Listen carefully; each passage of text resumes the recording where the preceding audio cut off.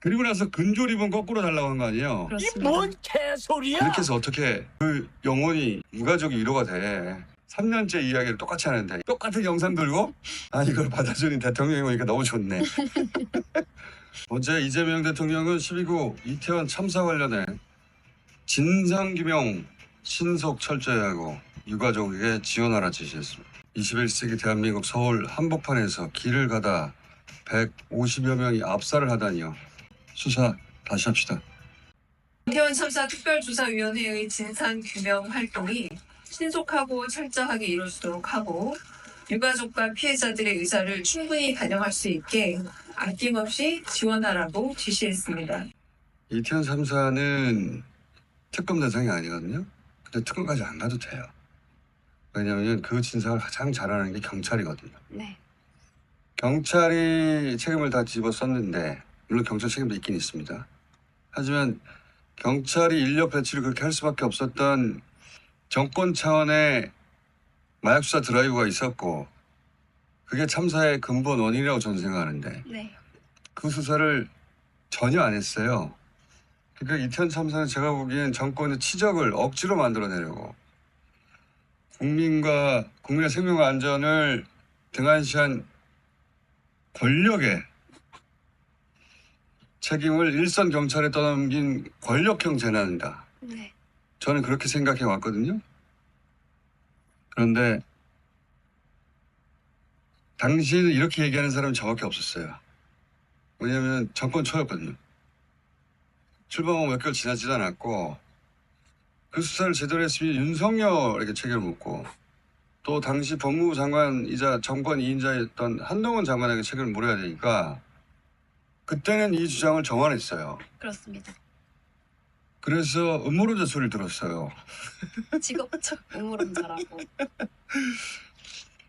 그랬었죠. 가장 직접적인 사고 원인은 그 사고가 났던 골목. 네. 그 골목을 예전에는 그 통행 통제를 했단 말이에요. 그렇습니다. 경찰 용어로 혼잡 경비라고 합니다. 그걸. 네. 혼잡 경비라고 하는데 혼잡 경비를 하는 인력을 기동대라고 하는데 기동대 배치를 그때 그날 안 했어요. 예년에는 했는데 네. 기동대 몇몇만 배치해도 사고 안 났다. 라고 했더니 국민의힘에서 그때 새빨간 거짓말이라고 그랬다고. 새빨간 거짓말이라. 네. 그 기사 한번 찾아보세요. 김어준 새빨간 거짓말. 기억납니다. 바로 나옵니다. 네. 새빨간 거짓말. 찾아나온 기사 없어요 혹시? 일단 찾아가지고 이따 올리라고 하고 갑자기 생각났어. 저기 있구나. 있네요. 예, 네. 새빨간 거짓말. 그래서 제가 이거 새빨간 거짓말 아니라고 그 직전 해에 그 지역을 경찰이 통행 통제하는 영상을 입수해가지고 내보냈어요. 그렇습니다. 그거 봅시다 다시 한번. 경찰들이 한쪽 방향으로 저 경광목을 흔들죠. 일로 가라고. 그렇습니다. 한쪽 방향으로 계속 흔들죠. 한쪽 방향으로 흔들려면 저거 골목이 바로 사고가 난 골목이에요. 그렇습니다. 한쪽 세계- 방향으로 통행하라고 하는 거예요. 네. 저게 언제입니까? 2021년 10월 31일입니다. 저게 그 전해의 할로윈데이라고요. 그렇습니다. 한쪽 방향으로 경광등으로 통행 유도를 하는데 그 방향에 사고가 난 골목이고 그래서 한쪽 방향으로 흘렀으면 사고가 안 났다니까요. 이걸 동선 통제라고 하든지 혼잡 경비라고 하든지 중요한 건 그 이전엔 했는데 사고가 났던 22년에는 왜 기동대 배치를 안 했느냐. 한 명도 없었죠. 한 명도 안 했단 말이에요. 다른 어떤 우선순위가 있었느냐. 질문을 그렇게 해야 되는 거죠. 왜 예년과 다르지? 그래서 제가 당시 이사는 황운하 의원하고 경찰 출신 황운하 의원하고 처음으로 인터뷰를 합니다. 나는 이런 궁금증이 있는데 네. 라고. 그때 인터뷰 당시 제가 TBS에서 오세훈 시장에서 쫓겨나기 전인데 그 인터뷰 잠깐 봅시다. 사법경찰 79명이 투입됐다는 거거든요. 137명 중에서도 그러니까 다수가 마약 수사로 간 거예요. 사복을 입고. 정복 입고 간 것도 아니고. 그러니까 사람들은 경찰로 안 보였겠죠, 당연히. 당연히 안 보이죠. 마침 대검에서 불과 그 2주 전에 마약과의 전쟁 한동훈 장관이 선포했거든요. 그 우선순위가 달라졌다고 할 때 그 안배를 그쪽에 둔 거 아닙니까 혹시? 이때 용산에서 이번에 마약 성과를 많이 내보자. 대대적인 여기에 검거. 집중하다 보면 예. 그리고 여기 뭐 광화문에서 집회 있다고 노총도 집회나 무슨 예. 촛불 집회나 뭐 이런 거에 집중하고 하다 보면은 이게 안 보이는 거죠. 경찰관에서 가장 기본적으로 해야 될 국민의 안전과 생명을 지키는 지금 혼잡 상황에서 이런 압사 사고 등이 발생할 가능성이 있다라는 것을 예상하셔야 되는데 거기에 지금 신경을 못 쓰고 있는 겁니다. 엉뚱한 데 신경 쓰느라고. 그랬던 거. 저는 그렇게 보여요. 그래서 마약과의 전쟁이라고 하는 뭐 이런 분위기를 만들고 거기에 암묵적으로 대통령실이나 국무총리실이 거기에 동조하니까 그러다 보니까 이제 경찰도 범정부적인 분위기 아니냐 해서 거기에 동조하고 이렇게 됐을 수 있죠. 대검에서 협조 요청이 오진 않았을까요 혹시? 이제 범정부적으로 해석해요. 국무조정실이라든지 범정부적으로 추진하고 있잖아요. 국무회의에서 얘기를 했을 수도 있겠다. 그렇죠. 범정부적인 뭐 추진 분위기가 만들어지면 경찰이 따라가게 돼 있죠. 저기 이제 첫 번째 인터뷰였는데 네. 제가 의심하던 바에 대한 윤석열 정권 그 위에서 다른 인터뷰를 합니다만 윤석열 정권이 마약과의 전쟁을 선포하고 국정치적으로 포장하기 위해서 대대적으로 경찰의 우선순위를 바꿔서 국민의 생명 안전이 아니라 마약 단속에 인력을 투입했다. 네. 라고 제가 주장을 했어요. 그러자 한동훈 장관이 직업적 음모론자라고. 그렇습니다. 예. 직접 말했죠. 참 김어준 씨나 황운하 의원과 같은 직업적인 음모론자들이 이런 이국민적 비극을 이용해서 정치 장사를 하는 건 잘못된 거라고 생각합니다. 자, 저렇게 말을 했어요. 그런데 당시 김광호 서울청장은 자기도 억울하잖아요. 네. 그래서 국회에서 물어보니까 이렇게 답변을 합니다. 질서 유지가 아닌 다른 쪽에 생각이 있었을 거다. 서울청장이 마약 단속에 생각이 있었습니까? 그래서 놓친 거 아니에요? 김광호 청장님. 네, 마약 쪽에 상당한 정도 비중을 뒀던 거는 맞습니다. 저거 억울하게 힌트를 준 거예요. 네. 네. 마약 단속에 비중을 둔 건 맞다. 실제 이태원에서는 용산 원래 영상 경찰 담당인데 동작, 강북, 광진에서 인력을 추가로 불러요. 그렇습니다. 그런 공무원이 있습니다. 네. 그리고 마수대가 직접 투입이 돼요. 네. 그래서 마약 단속반 직접적으로 52명이 투입이 됩니다. 그렇습니다. 자, 저게 공문이거든요. 근데 기동대는 한 명도 배치를 안 해. 왜 이렇게 되느냐? 좀 전에 제가 황운하 의원한테 혹시 대검이 경찰 협조 요청하지 않았을까요? 이런 질문을 뜬금없이 해요. 네. 그 질문 대목만 다시 봅시다. 대검에서 협조 요청이 오진 않았을까요 혹시? 이 질문을 왜 하냐면은 이 이야기가 시작된 게 한동훈 법무부 장관으로부터예요. 그렇습니다. 한동훈 법무부 장관이 사고 나기 3주 전이죠. 네. 10월 6일이었습니다. 10월 6일 날 국회에 나와가지고 자기 자랑을 해요. 자기 자랑을 먼저 들어봅시다. 저희가 이번에 시행령 개정으로 인해서 마약 상에 대해서는 검찰이 직접 수사할 수 있도록 시행령 개정했습니다. 저희가 직접 뛰어들 것이고요. 결국은 마약 상과 마약 거래에 대한 아주 강력한 엄단 그리고 거기에 대해서 그 검찰과 경찰이 많은 인력을 투입하는 것이 길이 될 것입니다. 검찰과 경찰이 많은 인력을 투입한다. 자기는 법무장관이잖아요. 행정부 장관 아니잖아. 그런데 검찰과 경찰을 많이 투입한다고 하잖아 이미. 네. 저기서. 그러면 이건 정권 차원에서 준비된 일인가? 그래서 저걸 보면서 제가 마약 단속을 대대적으로 하겠고 범죄와의 전쟁 영화표를 시켰구나. 거기에 경찰도 많이 투입되겠구나. 라는 생각을 더 지리를 보면서 했단 말이죠. 네.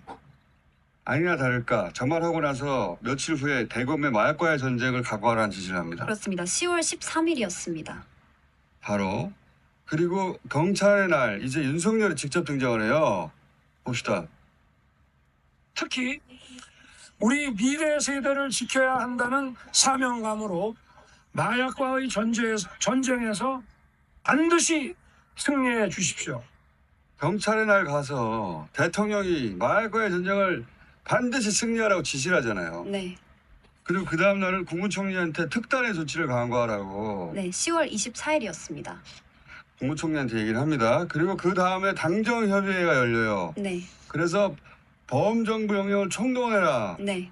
저기 누구누구 갔어요? 국무조정실장, 법무부 차관, 복지부 1차관, 윤희근 경찰청장, 식품의약품안전처장 등 관련 부처 관계자들이 많이 왔습니다. 이런 걸 관계부처 대책회의라고 해요. 네, 다 왔잖아. 거기에 윤희근 경찰청장이 갔잖아요. 그렇습니다. 청장이 갔다 온 다음에 서울청장한테 지시를 했겠죠. 이거 이제 마약 단속 이 범 정부적으로 하는 거야 라고 지시를 했겠죠. 네, 그러니까 서울청장이 공문을 내려보내요. 그렇습니다. 10월 28일에는 공문이고요. 사고 전날입니다. 뭐라고 내려보냅니까? 마약 단속 예방을 위한 특별 형사 활동을 전개하라. 그 바로 전줄에 뭐 써 있어요. 대규모 인파 운집이 예상된다. 정상적인 공문이면 대규모 인파 운집이 예상된다. 그러므로 안전에 만전을 기하라. 그렇죠. 이렇게 겹나야 돼요. 네, 근데 대규모 운파가 운집된다고 예상해놓고 갑자기 마약 단속을 하라고 떨어지잖아요. 그렇습니다. 저 공문을 사고 나기 직전에 보낸다고. 네, 전날. 바로 전날. 저렇게 공문이 내려오니까 그전에도 마약 얘기가 있었잖아요. 대통령이 직접 마약과의 전쟁 얘기하고. 그렇죠. 그래서 용산에서는 15명을 배치해놨어요. 원래. 네, 공문이 있어요. 원래는 15명이 배치돼 있었거든요. 네, 그런데 저 공문이 특별 형사활동 지시를 하자 전날 네. 이는 대폭 늘어납니다. 그렇습니다. 아까 봤던 문건 있잖아요. 52명입니다. 52명으로 늘어나는 거예요. 저렇게 하루 전날. 3배가 늘었습니다. 안 그럴 수가 없죠. 바로 직전에 당정협의회가 범정부 영향 총동원하라고 경찰청장을 불러다 놓고 네. 지시를 했잖아요. 그렇죠. 다 불러놓고. 그리고 그 전날은 대통령이 가서 마약과의 전쟁에 승리하라고 그랬잖아. 네, 그전에는 법무부 장관이 마약과의 전쟁 경찰 투입하라며. 그렇죠. 근데 서울경찰청장이 어떻게 이 지시를 거부해요? 거부할 수 없지. 그렇죠. 그래서 당연히 정권이 요구한 대로 우선순위를 바꿔서 가용한 인력을 마약에 집중 투입한 거예요. 이게 왜 음모론이냐, 직업적. 한동훈 전 장관 씨.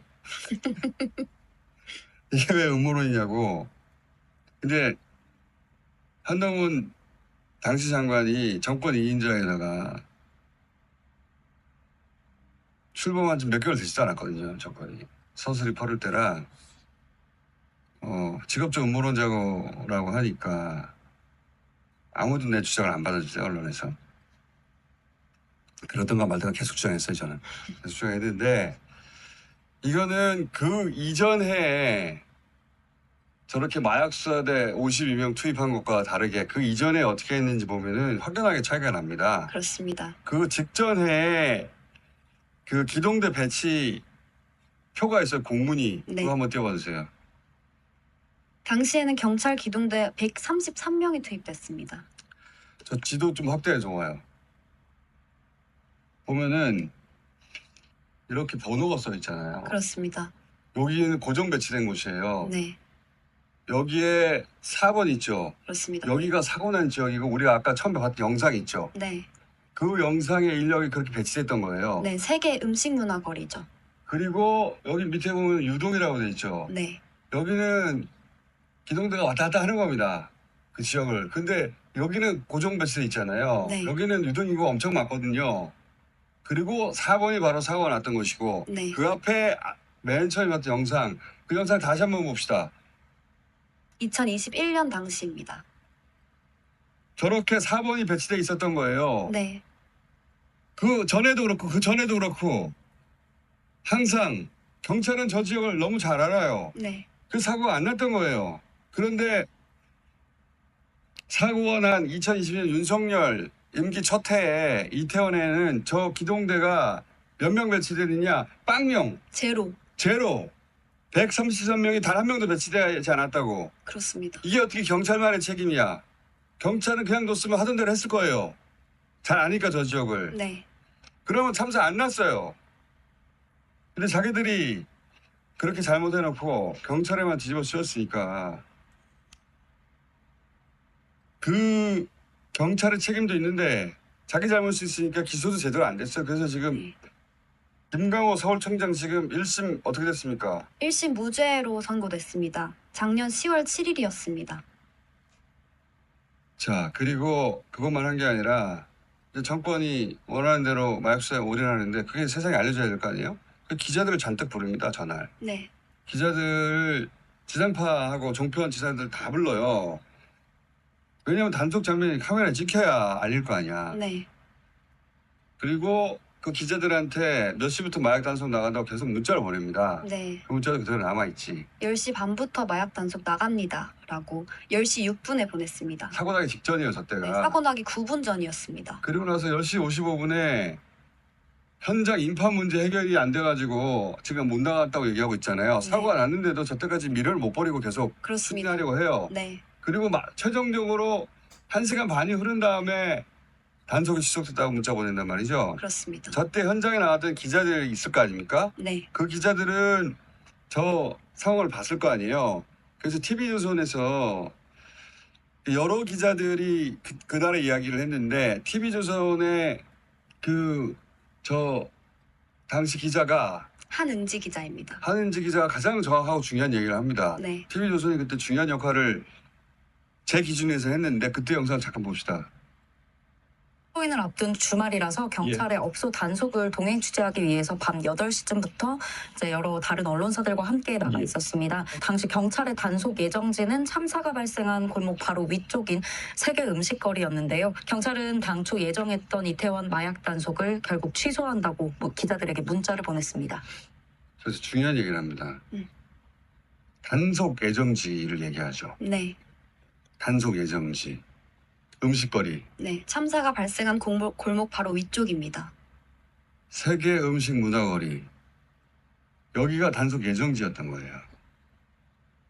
근데 만약에 거기다가 133명의 경공봉을 든 경비대를 세워둬 보세요. 네. 그러면 마약 사범들이 오겠냐고. 그러니까 사복을 입고 쭉 깔린 거예요. 네. 경비대 인력은 다 빼버리고. 일이 그렇게 된 거다. 그리고 원래는 용산서 담당일 거 아닙니까, 그 지역이? 그렇습니다. 근데 용산서 담당 15명 배정했더니 용산서 인력은 그 지역이 아니라 공문 하나 띄워보세요. 그때 인력 재배치한. 저기 보면 용산서는 이태원 파출소, 녹사평 부근, 이태원 파출소 아까 왜 유동이라고 했던 데 있죠? 네. 글로 앞쪽. 다, 네. 글로 다 보내요. 그리고 세계 음식 문화거리 있잖아요. 네. 거기가 단속 예정지 아닙니까? 핵심? 여기는 서울청에서 마수대를 직접 투입해요. 그렇습니다. 공은 자기들이 가져가려고 했지. 그리고 기동대는 한 명도 배치하지 않았던 겁니다. 그리고 그거를 언론 카메라에 다 담으려고 했겠죠. 만약에 사고가 안 났으면 어떤 장면이 잡혔을까? 이 마수대가 인근 클럽을 급습하는 거예요. 그럼 막 아수라장이 되겠죠. 네. 그 중에 자기들이 찍어놓은 사람들이 있겠죠. 애초부터. 그 사람들 잡아서 마약이 20대에 가정에 이미 막 이런 대대적인 보도하고 그 다음날 한동훈 장관이 나왔겠지. 마약과의 전쟁을 저희가 반드시 승리하겠습니다. 라고 폼 잡았겠지. 정부에 공이 됐겠죠. 그거 하려고 했던 겁니다. 그거 하려고 경광등을 든 경비대 몇 명을 배치하지 않아서 저 사고가 났다라고 제가 주장을 한 거예요. 상관관계가 있다. 네. 매우 둘 사이에. 자, 이 주장을 제가 매년 이태원 참사 때가 되면 해왔거든요. 올해는 입니다. 미리 합니다. 이재명 대통령이 저 수사라고 했으니까. 저 경찰은 알고 있어요. 특검 필요 없어요. 경찰이 제대로 수사하면 밝힐 수 있습니다. 그래놓고 정권이 어떻게 했어요? 영정사진, 유패. 없이. 영정도 없고 유패도 없는 게 어딨어, 세상에. 유일 사례였습니다. 어? 그게 말이 돼. 분향소에 영정, 저게 무슨 분향이야. 유패도 없고 누구를 추모하는 거야 대체. 이 미친 정권이라니까. 내가 그때부터 미친 정권이라고 그랬는데 지금 다시 보세요. 저게 미친 거지 저게. 유패도 없고 영정도 없고 누구를 추모하라는 거야. 저기 가가지고 윤석열 2번이나 절했어요. 그렇습니다. 야, 그리고 희생자 이름을 말 못하겠잖아. 이름을. 네. 아이, 참. 이름을 공개하면 안 된다. 해륜이라고. 네. 이 미친 작자들 진짜. 그리고 나서 근조립은 거꾸로 달라고 한 거 아니에요? 그렇습니다. 근조 리본을 왜 거꾸로 달라는 거야 이게. 뒤집어 달아달라고. 미친 작자들 정말. 저게 무속인지 뭔지 모르겠는데 하여튼 이렇게 해서 어떻게 그 영혼이 유무되고 유가족이 위로가 돼. 말이 돼. 말도 안 되는 소리지 말도 안 저게. 되는 정말. 자, 3년째 이야기를 똑같이 하는데 이야기 내가 작년에 그 전에도 했거든요. 똑같은 순서로 똑같은 문건으로 똑같은 영상 들고 아 이걸 받아주는 대통령이 오니까 너무 좋네.